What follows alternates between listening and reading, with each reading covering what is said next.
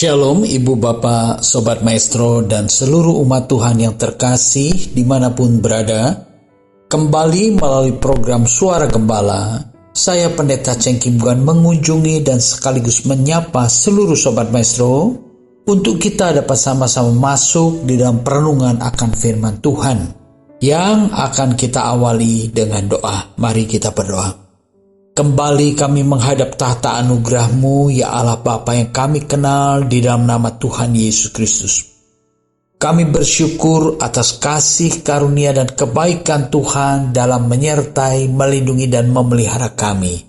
Jika kembali kami ada sebagaimana kami ada saat ini, bahkan kerinduan hati kami mempersiapkan diri untuk bersekutu di dalam terang firman-Mu, biarlah Allah Roh Kudus mengurapi setiap pribadi kami masing-masing, sehingga kami dengan hikmat dan terang Roh Kudus dapat memahami kebenaran firman-Mu.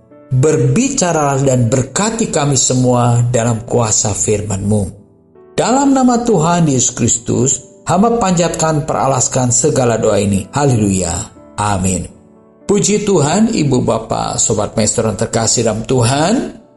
Pada kesempatan kali ini kita akan merenungkan satu tema, yaitu dengan judul Menanti Janji Bapa. Menanti janji Bapa merupakan pesan terakhir daripada Tuhan Yesus Kristus kepada murid-muridnya. Janji orang tua mudah sekali dilupakan. Janji orang tua seringkali tidak dapat dipenuhi. Tetapi menanti janji Bapa ini adalah penantian yang pasti. Dari sebab itu, hal ini sangat penting untuk kita renungkan bersama dan kita ketahui. Baik, kita akan melihat pesan terakhir daripada Tuhan Yesus kepada murid-muridnya untuk tetap tekun menanti janji Bapa. Di dalam Kisah Para Rasul 1 ayat 4 dan ayat yang ke-5 dikatakan, pada suatu hari ketika ia makan bersama-sama dengan mereka, ia melarang mereka meninggalkan Yerusalem dan menyuruh mereka tinggal di situ menantikan janji Bapa. Yang demikian katanya, telah kamu dengar daripadaku, sebab Yohanes membaptis dengan air, tetapi tidak lama lagi kamu akan dibaptis dengan Roh Kudus. Ini keterangan yang disampaikan, pesan yang disampaikan kepada murid-murid Tuhan Yesus dalam satu persekutuan, ya, dalam suatu suasana bersekutu untuk makan bersama, perjamuan terakhir. Ada pesan Tuhan seperti ini. Apa pesannya? Pertama, ada larangan. Jangan meninggalkan Yerusalem. Ada perintah menyuruh tinggal di Yerusalem, menanti janji Bapa.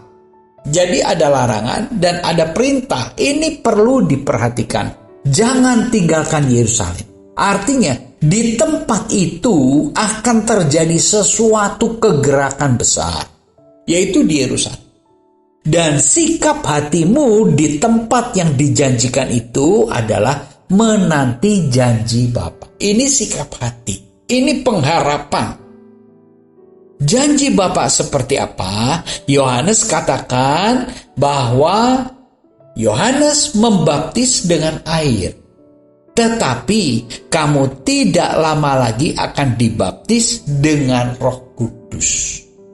Apa janji Bapa? Inti daripada janji Bapa, yaitu akan membaptis para rasul, para murid dengan Roh Kudus, memperlengkapi mereka dengan Roh Kudus. Maka kalau kita lihat di dalam Kisah Para Rasul 1 ayat yang ke-8 dikatakan, tetapi kamu akan menerima kuasa kalau Roh Kudus turun ke atas kamu. Kamu akan menerima kuasa. Kalau, ada kata kalau. Ini yang nulis nih, Lukas.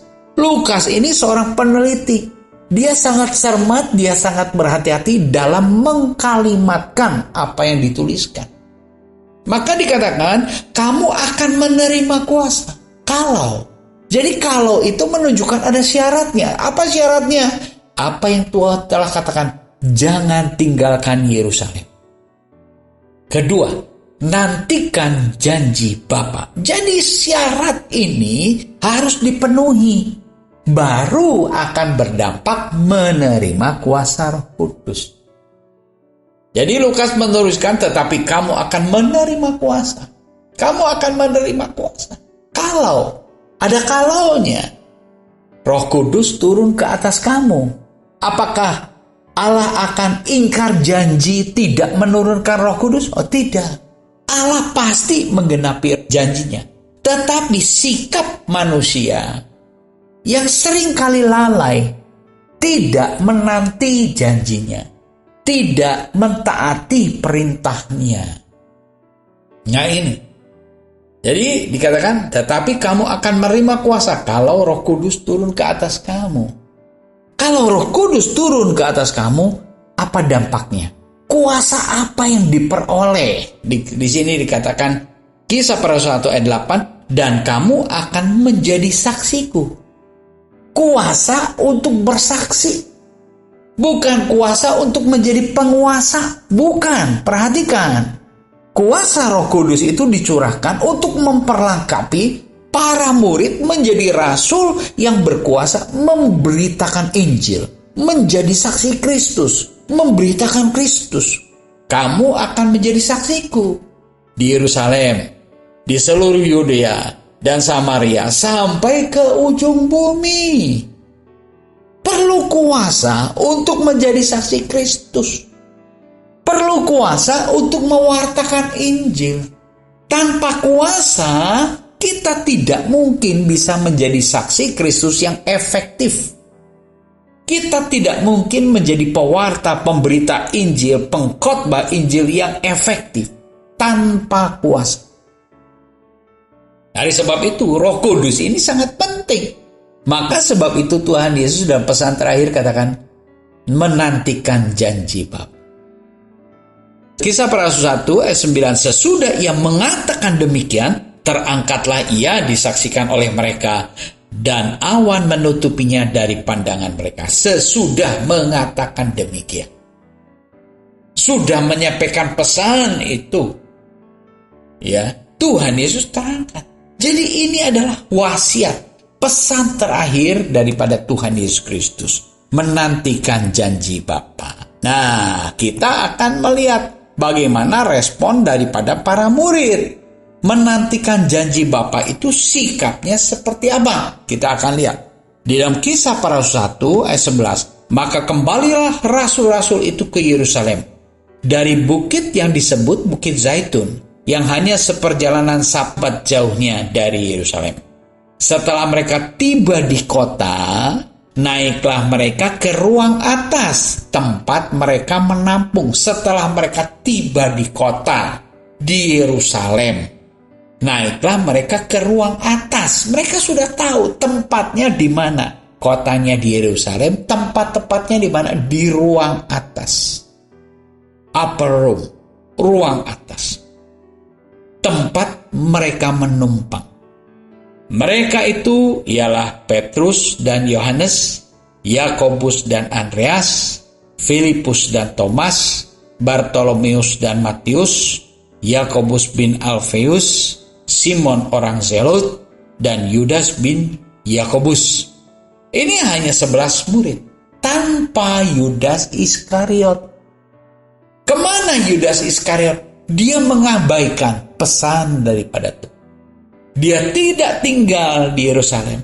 Dia tidak menanti janji Bapa, tetapi dia mengikuti kemauannya sendiri. Apa? Bertransaksi menjual Yesus. Yudas Iskariot tidak ada. Karena apa? Karena dia tidak menanti janji Tuhan. Maka sebab itu Yudas Iskariot tidak mendapat kuasa untuk menjadi saksi Kristus. Hari sebab itu merenungkan hari-hari, menantikan pencurahan Roh Kudus, memperingati hari Pentakosta, kita harus merenungkan apa pesan yang terpenting yang Tuhan Yesus sampaikan. sikap mereka menanti janji Tuhan di dalam Kisah Para Rasul 1 ayat 14. Mereka semua bertekun dengan sehati dalam doa bersama. Bertekun dalam sehati dengan doa bersama. Sikap hati mereka menanti janji Tuhan. Jadi perlu ketekunan, namanya juga menanti. Sikap menantinya supaya tetap tekun, tetap kuat, ya harus sambil berdoa. Tanpa doa, kita punya ketekunan sangat rapuh. Ya, menanti janji Tuhan, mengharapkan kepada pertolongan Tuhan, mengharapkan perlengkapan yang daripada Tuhan, mengharapkan kekuatan yang daripada Tuhan. Kita perlu ketekunan, tapi tidak cukup ketekunan saja. Kita harus tekun ditambah dengan sikap doa. Sebab doa itu nafas kehidupan orang-orang percaya, kekuatan kita. Nah, inilah sikap yang kita temukan bagaimana para murid itu bergerak menjadi rasul-rasul yang handal, yang dipakai oleh Tuhan. Kita akan lihat sekarang bahwa janjinya digenapi. Artinya, kalau janji itu digenapi, artinya pengharapannya, penantiannya tidak sia-sia. Ibu bapak saudara terkasih, Allah yang berjanji adalah Allah yang hidup, Allah yang setia pada janjinya, dan Allah yang akan menggenapi janjinya. Ini pengharapan kita kepada Allah yang hidup. Allah menggenapi janjinya. Kisah Para Rasul 2 ayat yang ke-1 dikatakan, ketika tiba hari Pentakosta, semua orang percaya berkumpul di satu tempat. Ketika tiba hari Pentakosta, hari pencurahan Roh Kudus, hari penggenapan janji Allah untuk memperlengkapi orang-orang percaya dengan kuasa Roh Kudus. Kisah Para Rasul 2 ayat yang kedua, tiba-tiba turunlah dari langit suatu bunyi seperti tiupan angin keras yang memenuhi seluruh rumah di mana mereka duduk. Jadi tepat ya, kotanya di Yerusalem, tempatnya di mana itu sudah ditetapkan. Untuk menanti janji itu harus pada posisi yang tepat dengan sikap yang tepat. Maka kita dapat menikmati kuasa janji itu. Sebagaimana yang dituliskan Kisah Para Rasul 2 ayat 1 dan ayat yang kedua. Tiba-tiba suatu bunyi seperti tiupan angin keras. Bunyi. Ya, tidak terlihat. Angin tidak terlihat. Sesuatu yang tidak terlihat menjadi nampak. Nah, inilah mujizat. Yang tidak terlihat menjadi nampak. Kisah Para Rasul 2 ayat yang ketiga dikatakan, tampaklah kepada mereka lidah-lidah seperti nyala api yang bertebaran dan hingga pada mereka masing-masing. Tampaklah. Dari yang tidak terlihat menjadi terlihat. Kenapa bisa demikian? Itu bukti kesempurnaan kuasa Allah. Allah sanggup membuktikan apa yang tidak bisa kita lihat, tapi menjadi nampak. Suara itu tidak terlihat bukan? Tetapi terdengar. Angin itu tidak terlihat bukan? Tapi dapat dirasakan. Bagaimana membuktikan yang tidak terlihat menjadi nyata? Itu dalam kedaulatan Allah. Itu kemahakuasaan Allah. Allah sanggup membuat sesuatu yang tidak terlihat menjadi nyata. Itulah iman percaya kita. Pengharapan kepada yang tidak terlihat, tapi yakin akan terjadi sesuatu. Itulah iman. Iman itu tidak melihat, tetapi punya keyakinan, dan ini dibuktikan pada hari Pentakosta. Maka tampaklah kepada mereka lidah-lidah seperti nyala api yang bertebaran dan hingga pada mereka masing-masing. Nyala api, Roh Kudus itu melengkapi mereka masing-masing. Masing-masing, setiap pribadi diperlengkapi dengan kuasa Roh Kudus. Kenapa? Karena mereka menanti janji Bapa.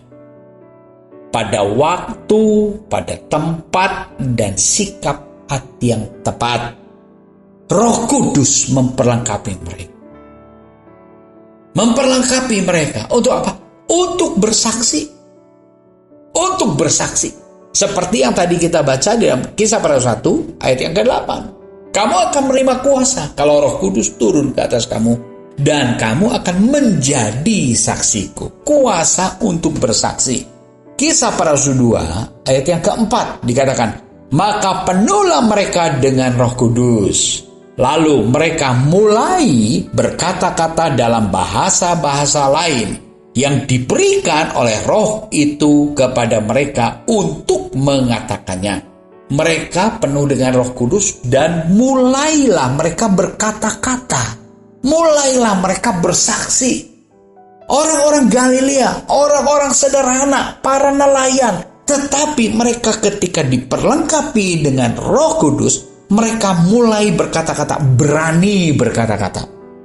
Dengan kata-kata yang diilhamkan, yang diberikan oleh Roh Kudus. Ya, kalau kita lihat di dalam Kisah Para Rasul 2 ayat yang ke-5. Waktu itu di Yerusalem diam orang-orang Yahudi yang saleh dari segala bangsa di bawah kolong langit. Waktu itu, waktu pencurahan Roh Kudus itu, tepat pada waktu itu, berkumpul orang-orang saleh, orang-orang yang percaya dari segala bangsa di kolong langit. Luar biasa bukan? Jadi pencurahan Roh Kudus itu pada momen yang sangat tepat dan akurat, di mana di Yerusalem saat itu berkumpul orang-orang saleh, orang-orang percaya dari seluruh penjuru bumi ini. Dan orang-orang yang dipenuhi Roh Kudus, para murid, orang-orang Galilea, orang sederhana itu, mereka diperlengkapi dengan kuasa untuk berkata-kata di dalam tanah Roh Kudus. Sampai akhirnya mereka katakan, orang-orang yang berkumpul saat itu mengatakan, kita mendengar mereka berkata-kata dalam bahasa kita sendiri. Kita mendengar mereka yang dari pelosok bumi ini, mereka mendengar apa yang dipesankan oleh para rasul yang penuh dengan Roh Kudus itu. Apa? Kata-katanya mereka mengerti. Itulah perlengkapan yang digenapi. Perlengkapan yang Allah janjikan untuk menjadikan murid-murid menjadi saksi. Sampai ke ujung bumi. Bahasanya diperlengkapi, bahasanya disampaikan. Mereka mengerti. Puji syukur kepada Tuhan. Apa yang mereka katakan dalam bahasa-bahasa lain itu, mereka mengatakan tentang perbuatan-perbuatan besar yang dilakukan Allah. Puji syukur kepada Tuhan. Perbuatan-perbuatan yang besar yang dilakukan Allah. Allah yang diberitakan oleh Yesus Kristus. Allah pencipta alam semesta. Itu berita yang disaksikan oleh Roh Kudus melalui para murid. Puji syukur kepada Tuhan. Dan respon daripada orang banyak yang mendengar, menyaksikan peristiwa pencurahan Roh Kudus itu di dalam Kisah Para Rasul 2 ayat 12 dan 13. Mereka semua tercengang-cengang dan sangat termanggu-manggu sambil berkata seorang kepada lain, apakah artinya ini? 13. Tetapi orang lain menyindir, mereka sedang mabuk oleh anggur. Nah ini, responnya selalu ada kan? Roh Kudus sedang bergerak. Tapi responnya, ada yang bertanya-tanya. Artinya mereka yang bertanya ingin tahu lebih dalam. Tetapi ada juga yang menyindir, mereka sedang mabuk. Kenapa mereka menyindir? Karena mereka tidak mau tahu dan mereka mentertawakan. Tuh orang-orang lagi ngaco semua. Ibu bapak saudara terkasih, ketika gerakan Injil, ketika suara Injil diberitakan, ketika Roh Kudus bekerja, jangan heran selalu ada dua respon sikap hati daripada manusia akan peristiwa-peristiwa itu. Ada yang merespon dan ingin tahu lebih dalam, dan ada yang sinis lalu menyindir, mengatakan mereka sedang kerasukan. mabuk anggur. Nah, kita akan melihat bahwa sesungguhnya penggenapan janji Allah itu untuk mengadakan satu kegerakan kebangunan rohani. Awal terjadi kegerakan Injil, kegerakan kebangunan rohani itu saat penggenapan janji Allah.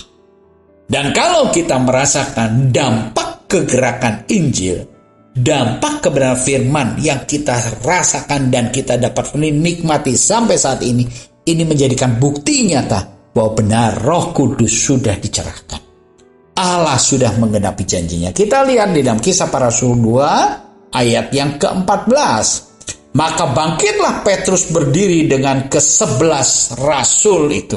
Dan dengan suara nyaring ia berkata kepada mereka, "Hei orang-orang Yahudi, dan kamu semua yang tinggal di Yerusalem, ketahuilah dan camkanlah perkataanku ini." Ini Petrus. Dia memiliki kuasa, dia memiliki keberanian, dia memiliki kecakapan untuk berkata-kata di hadapan orang-orang banyak dan juga kepada mereka yang tinggal di Yerusalem saat peristiwa itu terjadi. Ketahuilah dan camkanlah perkataanku ini. Nah, ini pesan yang merupakan kepanjang tanganan, yang merupakan pesan utama dari Yesus, dilanjutkan pesannya oleh Petrus yang penuh dengan Roh Kudus. Jadi artinya kita sebagai pewarta-pewarta Injil harus penuh dengan Roh Kudus. Supaya apa yang kita pesankan adalah pesan kebenaran. Pesan yang bersumber daripada hikmat Roh Kudus. Bukan pesan yang kita sendiri pikir buat rekayasa. Itulah berita saksi yang menguatkan. Apa pesannya? Apa yang perlu dicamkannya? Kisah Para Rasul 2, 36-37. Seluruh kaum Israel harus tahu dengan pasti. Seluruh kaum Israel harus tahu dengan pasti bahwa Allah telah membuat Yesus yang kamu salibkan itu menjadi Tuhan dan Kristus. Ketika mereka mendengar hal itu, hati mereka sangat terharu. Itu respon daripada orang yang mendengar apa yang Petrus katakan. Lalu mereka bertanya kepada Petrus dan rasul-rasul lain, "Apakah yang harus kami perbuat, saudara-saudara?" Injil ketika diberitakan dengan penuh kuasa memberikan dampak, respon. Orang ketika merespon apa Injil yang diberitakan, mereka akan terdorong untuk lebih tahu lagi, lebih dalam lagi memahaminya. Sehingga mereka bertanya, apa yang harus kami perbuat? Apa sekarang yang harus kami perbuat? Kami sudah salah, menolak Kristus, menyalibkan Kristus. Kami sudah salah. Sekarang harus bagaimana? Ibu bapak saudara terkasih, ketika seseorang menyadari akan kesalahannya, akan kekeliruannya, harus ditindaklanjuti dengan keingintahuan untuk meninggalkan kesalahan dan bergerak dalam kebenaran. Apa yang harus kami perbuat? Jawab Petrus kepada mereka, "Bertobatlah, hendaklah kamu masing-masing memberi dirimu dibaptis dalam nama Yesus Kristus untuk pengampunan dosamu, maka kamu akan menerima karunia Roh Kudus." Nah, inilah menanti janji Bapa diperlengkapi dengan karunia Roh Kudus. Kenapa? Supaya kita mampu berjalan dan tetap hidup dalam pertobatan untuk menghasilkan buah-buah pertobatan. Jadi saksi Kristus menyelamatkan banyak orang. Itulah buah yang dapat kita hasilkan ketika kita hidup dalam pertobatan. Puji Tuhan. Biarlah ibu bapak saudara terkasih dalam Tuhan, perenungan bersama pada kesempatan kali ini menjadi berkat kekuatan bagi kita semua. Mari kita berdoa. Terima kasih Tuhan untuk beberapa ayat firman-Mu yang kami renungkan bersama pada kesempatan kali ini. Dalam nama Tuhan Yesus Kristus, hamba panjatkan peralaskan segala doa ini. Haleluya. Amin. Shalom, ibu, bapak, seluruh sobat maestro. Tuhan Yesus memberkati kita semua. Amin.